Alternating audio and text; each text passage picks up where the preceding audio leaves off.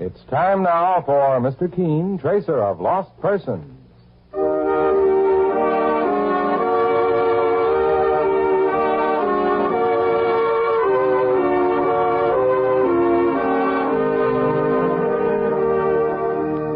Ladies and gentlemen, Anison and Kolinos present Mr. Keen, Tracer of Lost Persons, one of the most famous characters of American fiction in one of radio's most thrilling dramas.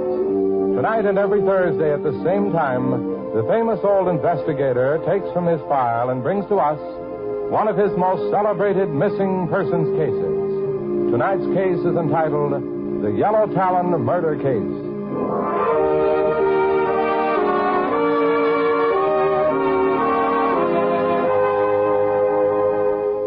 Today, many thousands of people are thankful to their physicians or dentists for first having introduced them to that remarkable preparation called Anison, which brings such incredibly fast and effective relief from the pains of headaches, neuritis, or neuralgia. Anison is like a doctor's prescription. That is, it contains not just one, but a combination of medically proven active ingredients. So ask for easy-to-take Anison tablets at your drug counter next time you suffer pains from headache, neuritis, or neuralgia.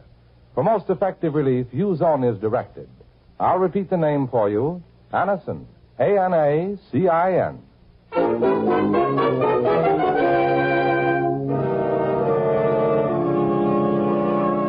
Now for Mr. Keen and the Yellowtalon Murder Case.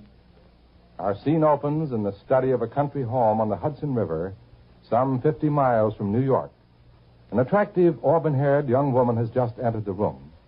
And as she shakily picks up the telephone and dials the number, it is obvious that she is under some frightful strain.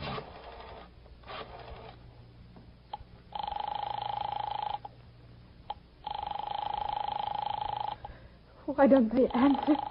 Why don't they answer?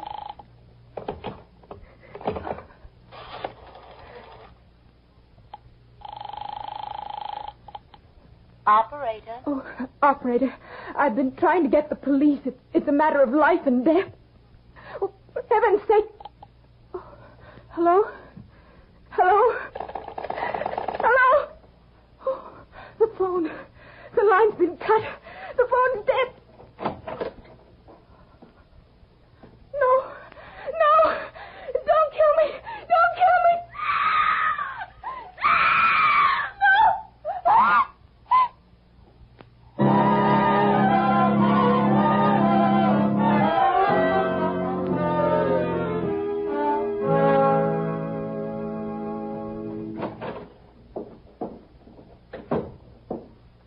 Can I help you, young fella?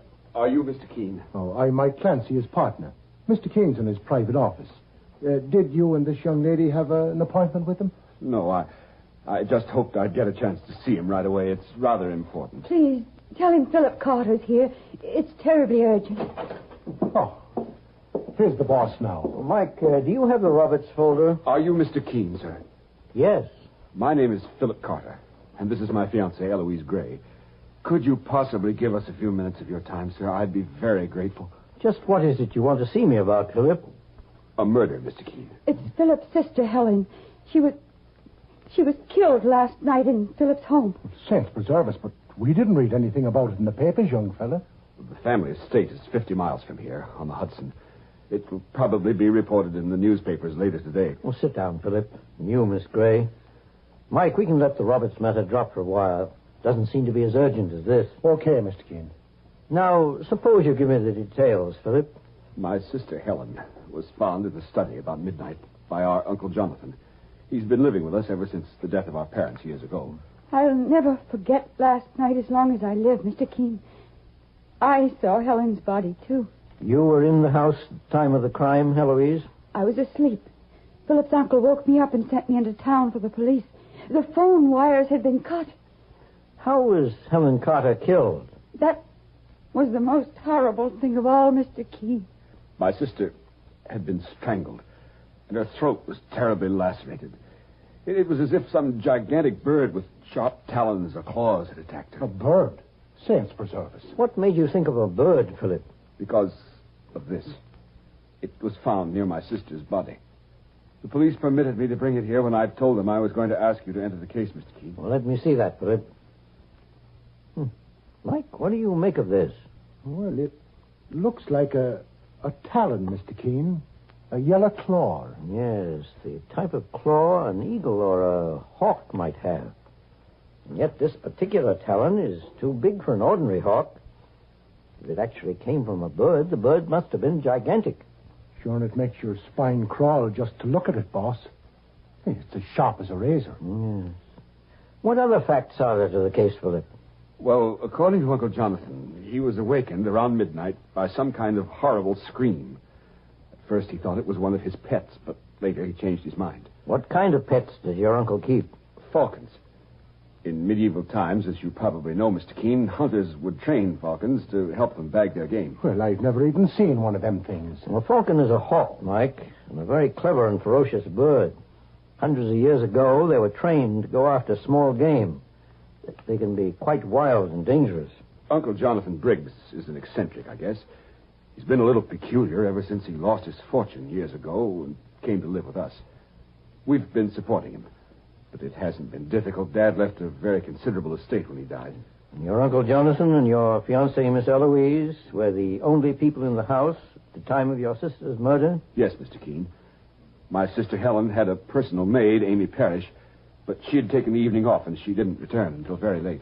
Philip, I think you also ought to tell Mr. Keene about Kim Bradhurst. And who is Kim Bradhurst? A neighbor. He was in love with my sister, and he used to make a pest of himself. I once had to throw him out of the house bodily because he annoyed her so. Was he questioned by the police? Yes, Mr. Keene, but he had an alibi. He was ill all day yesterday and in bed. He had a doctor visit him about 9 last night. Mr. Keene, Philip's sister Helen was one of my best friends and a wonderful girl. I never thought she made an enemy in her life until now. We were very close, Helen and I. And if I ever get my hands on the killer... Philip, please. Don't talk like that. You frighten me. Let Mr. Keene and the police handle the case. There's been enough horror already. Your fiancé is right, Philip. No matter how you feel, the law must take its course. I understand that, sir. Will you come back to the house with us, Mr. Keene? Philip was afraid to leave me there alone after what happened. That's why I came with him to New York. Eloise was spending a few days with Helen while I attended a horse show near here. I've shown a few entries every year, but I only wish I'd never even thought of it this time. Maybe if I'd been at home last night, I'd have been able to save my sister's life. It was something you certainly couldn't foresee, Philip. Mike, suppose we drive out to the Carter estate, along with Philip and Eloise. I'll get the car, Mr. Keene. We're having my sister's funeral at 2 o'clock this afternoon. I guess we'll just have time to make it. And suppose Mike and I go to your house, Philip. You and Miss Eloise can attend the funeral while we make a preliminary investigation. Whatever you say, Mr. Keene. This yellow talon is most strange, to say the least. Certainly it couldn't have been some monstrous bird. It's dreadful. It makes me shudder just to look at it. When I think of poor Helen, I know, it's shocking. But I promise you, Philip, I'll see this case through to the end, no matter how great the risk.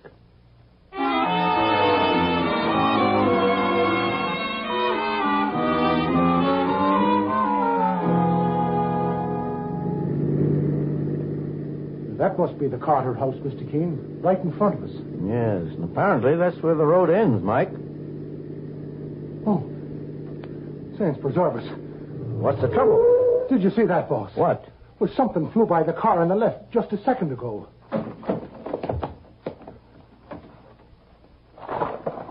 Mr. Keene, look out. It's some kind of a hawk. Yes, Mike, it's a falcon. One of Uncle Jonathan's, I imagine. Why, it's flying back to the house. Try to see where it lands, Mike. There she goes. Up behind them gables on the roof. And she's a beauty, isn't she? Mr. Keene, who's that fella? Good afternoon, gentlemen. Good afternoon. By any chance, are you Philip Carter's uncle? Why, yes, I'm Jonathan Briggs. Who may you be? My name is Keene. This is my partner, Mike Clancy. Keene, the eminent investigator. You've come to look into the death of my niece, Helen. At your nephew, Philip's request. I imagined you'd be at your niece's funeral, Mr. Briggs. I don't like funerals, Mr. Keene. I never attend them. Well, would you mind showing us to the house? Not at all. But let me tell you that you're just wasting your time here. Am I? As well as risking your life. The house is no good. It's cursed with bad luck. Well, we'll risk it, Mr. Briggs. Suit yourself. But just remember that I warned you. This way, Mr. Keene.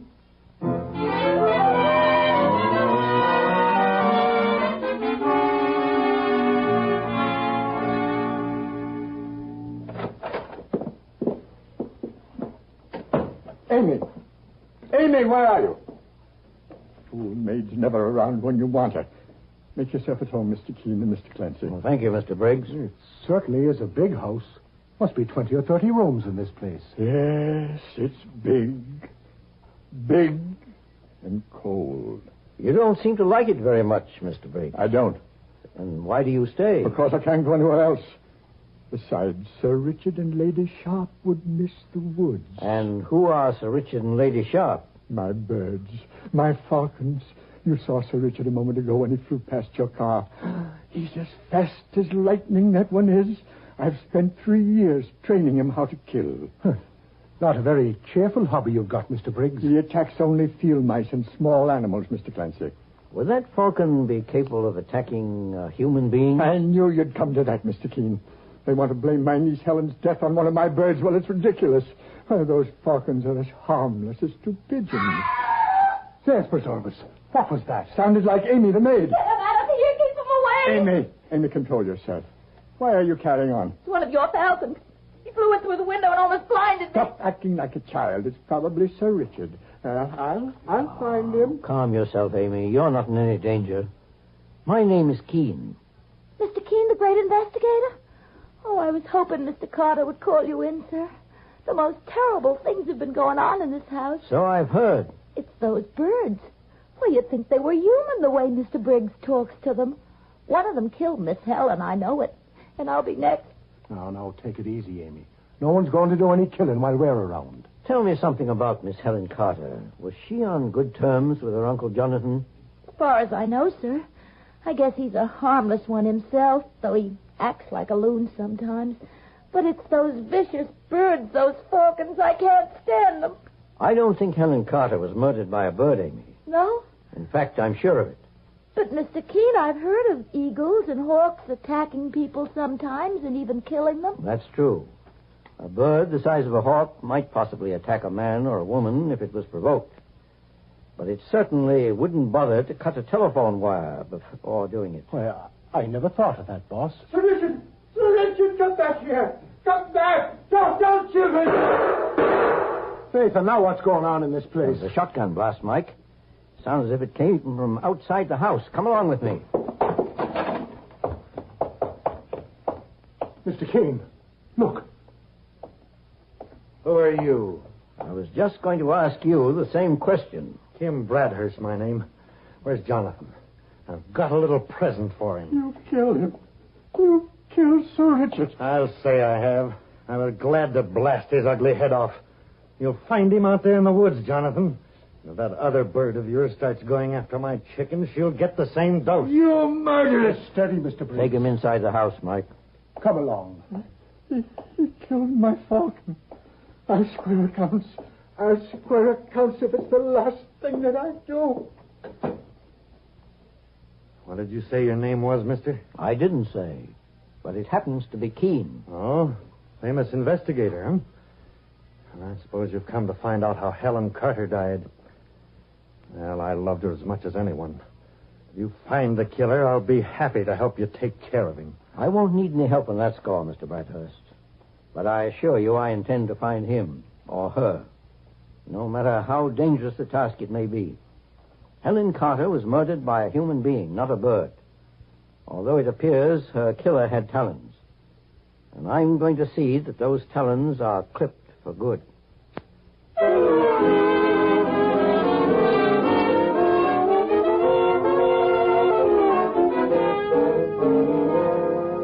In just a moment, we'll return to Mr. Keene and the Yellow Talon murder case. Meanwhile, beware of unpleasing breath that breathes between teeth.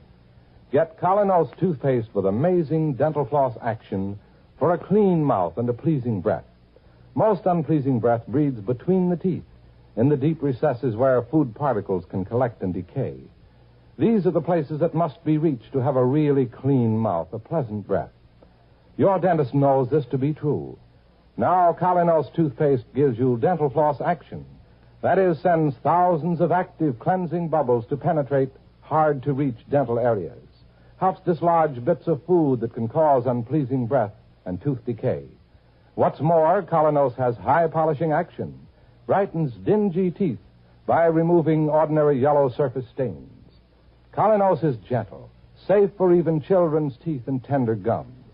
Enjoy its cool, clean, minty flavor. Most refreshing toothpaste ever. Test Calinos in your own way. Keeps your teeth bright, your breath right. Calinos toothpaste is dentist approved, dentist recommended. Get the Calinos with dental floss action today. Save 31 cents on the giant economy size. Now, back to Mr. Keene and the Yellow Talon murder case. The strange and terrifying murder of pretty Helen Carter brings Mr. Keene, the famous investigator, and his partner, Mike Clancy, to the Carter home 50 miles from New York, the scene of the crime. The victim appeared to have been attacked by some gigantic bird, and the only clue discovered so far is a large, broken yellow talon, as sharp as a knife. Now it's shortly after midnight, and in the room Mr. Keene and Mike have been given, Mike is suddenly awakened from his sleep by the sound of someone moving about. Quietly, Mike reaches under his pillow for his revolver, and then raises himself on one elbow and prepares for action. Don't move. Whoever you are, mister, don't move or I'll shoot. It's me, Mike. Everything's all right. Mr. Keene, what are you doing, sir? I heard someone moving about the house. Don't put the lights on, Mike. Just slip into your robe and slippers and follow me. I'll be right with you, boss. Just 1 second. Ready, Mike? Yes, sir. Then follow me. This way, down the hall. This house seems to be as quiet as a tomb. I'm sure there's a prowler about, though. Boss, look. There's a light moving towards us at the end of the hall. Someone with a candle in his hand. Stand back against the wall until he reaches us. He hasn't seen us yet. Boss, it's... Yes, Mike. It's Philip Carter's uncle, Jonathan Briggs. Looking for something, Mr. Briggs?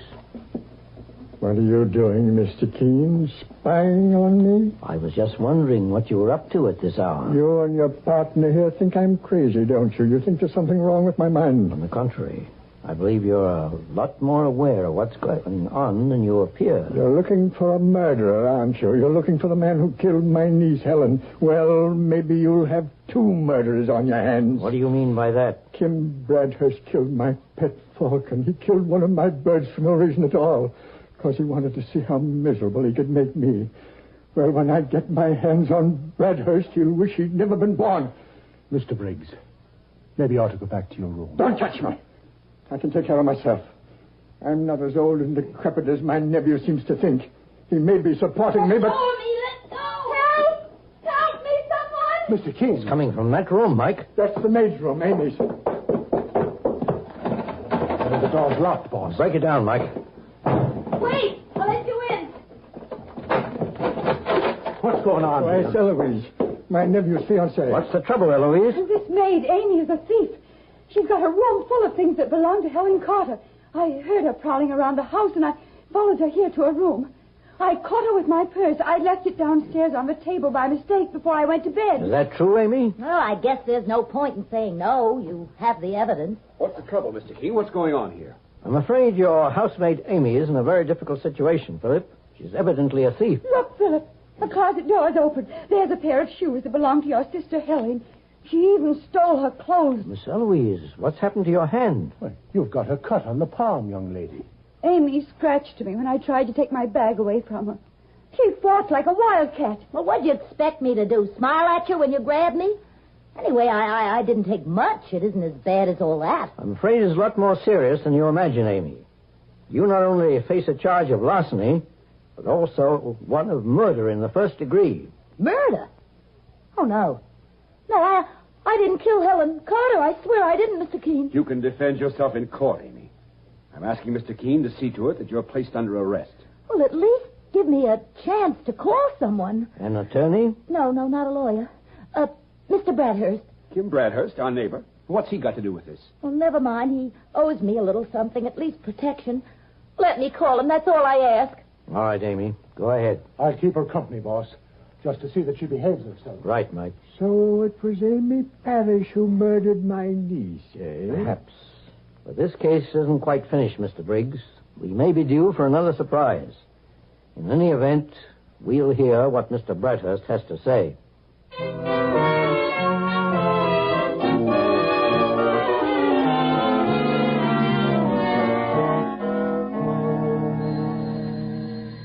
That must be Kim Bradhurst now.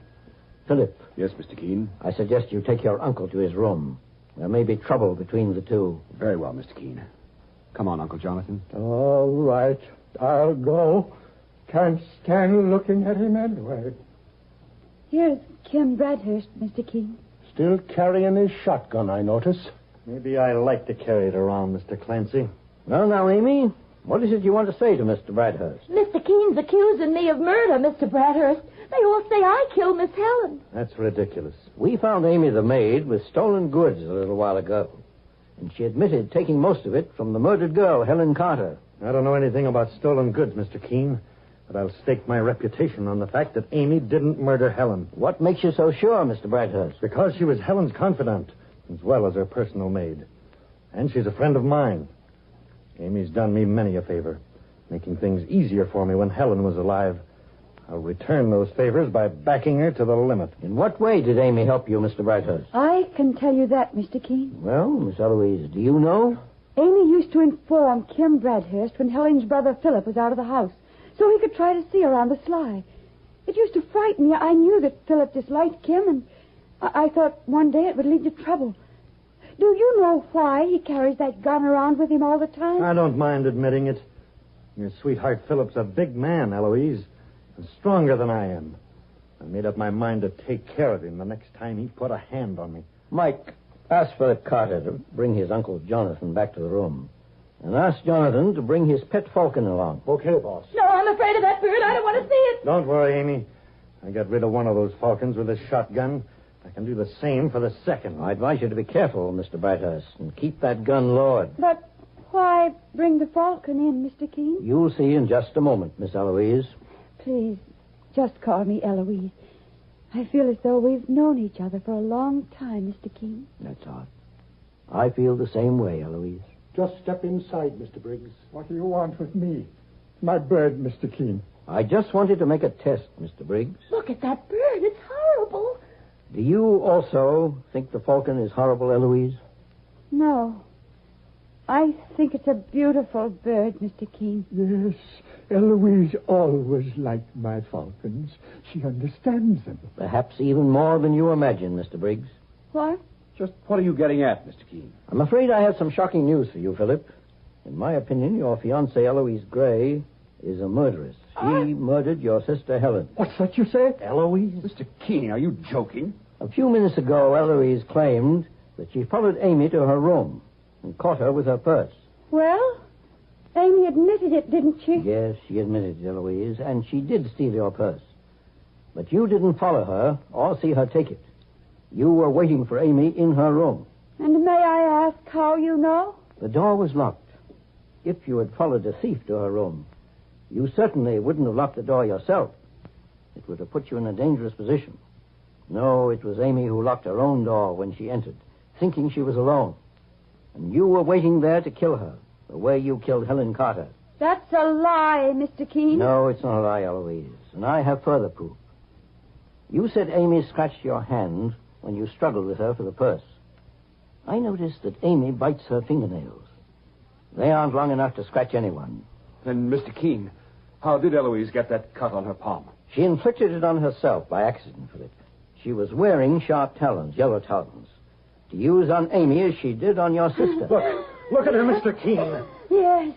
Yes, I killed her. She hated me. She wanted to break up my engagement to Philip. But that isn't true, Eloise. She loved you. Loved me. Wasn't she trying to call the police? Yes, and you cut the phone wire. In some way, Helen found out what you were, Eloise, and she tried to protect herself. Boss, look what she's putting on her hands. The talons, the sharp claws. She wears them like gloves. You hate me too, Keen. And you'll get what she got. Now! Mr. King, look out! Saints preserve us, but I was almost too paralyzed to move. Did you see how she acted, boss? Why, she waved her arms like she was some kind of a hawk and went for your throat, Mr. Keene. Yes, Mike. Mr. Bradhurst, I'm sorry you used your gun. Mike would have been able to subdue her. I couldn't help it, Mr. Keene. When I saw the insane look on her face, watched her reach for your neck with her talons, I tried to protect you instinctively. Well, I suppose she's better off. She was undoubtedly insane. Mr. Keene, I can't believe it. How could anyone change so? I'm sorry, Philip. But in my opinion, your fiancée had a split personality. She changed from a human being to what you've just seen, a homicidal maniac. How long had you known her? Only a few months. And your sister, Helen, actually was very fond of her, Philip? Yes, Mr. Keene. Well, Eloise had to have some excuse for murder in her poor, distorted mind. So she imagined Helen was trying to ruin her life. Amy would have been her second victim if it went for a stroke of luck. However, we can consider the case to be closed. We've solved the mystery of the Yellow Talon murder.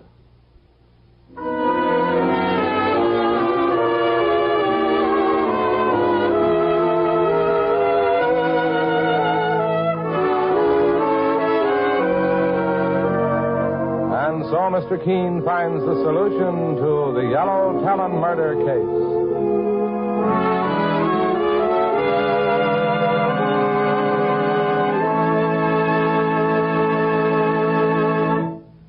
The next time you're suffering from the pains of headache, neuritis, or neuralgia, try Anacin. You'll bless the day you heard of this incredibly fast way to relieve these pains. Now, the reason Anacin is so wonderfully fast-acting and effective is this. Anacin is like a doctor's prescription. That is, Anacin contains not just one, but a combination of medically proven active ingredients in easy-to-take tablet form. Thousands of people have received envelopes containing Anacin tablets from their own dentist or physician, and in this way have discovered the incredibly fast relief Anacin brings from pain of headache, neuritis, or neuralgia. So next time such pains strike, take Anacin. For most effective relief, use only as directed. Your druggist has Anacin in handy boxes of 12 and 30, and economical family-sized bottles of 50 and 100. The name is Anacin, A-N-A-C-I-N.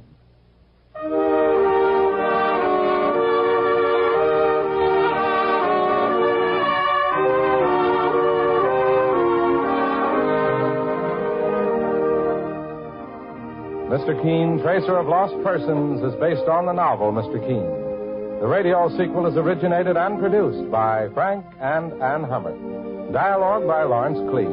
Bennett Kilpack plays Mr. Keene. It is on the air every Thursday at this time. Don't miss Mr. Keene next Thursday when the kindly old Tracer turns to the case of murder with 1,000 witnesses.